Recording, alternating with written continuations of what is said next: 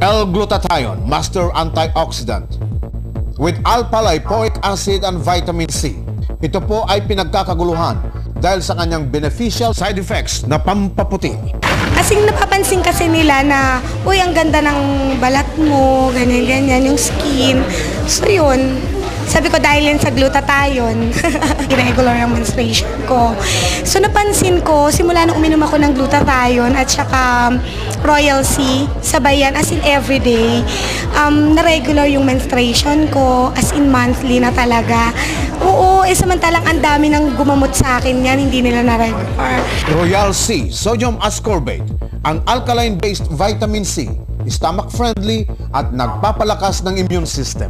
Noong una, hindi ganun kalakas ang resistensya ko sa ulan at saka sa pabago-bago ng panahon. Pero nung nag-take ako ng Royal C, okay lang kahit medyo maambunan ako, kahit medyo magbago-bago. Katulad nga ngayon, pagpunta ko dito, medyo naulan pa. Pero okay ang pakiramdam ko. Resistensya mo sa pagka-travel, long hours, long distance travel, mas maganda yun. Mas okay. Mas okay ang pakiramdam. Livermax Slimarine Capsule. Ito po ay protektor ng ating atay at nagpo-promote ng new liver cells growth. Marine Gold Soft Gel Capsule. Ito ay mula sa natural extract ng deep sea shark liver o squalene.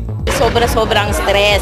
Ang malaking tulong talaga nagawa sa akin ng squalene is that, biro mo, from hindi ako madaling mapagod, tapos hindi ako, kumbaga pakiramdam ko, laging yung energy natin, mataas na mataas. Galing ako sa work, pupunta pa ako ng office. Ang ating work is from 5 o'clock until 11. Uwi ako ng bahay, nakakarating po ako 2 hours po ang travel namin.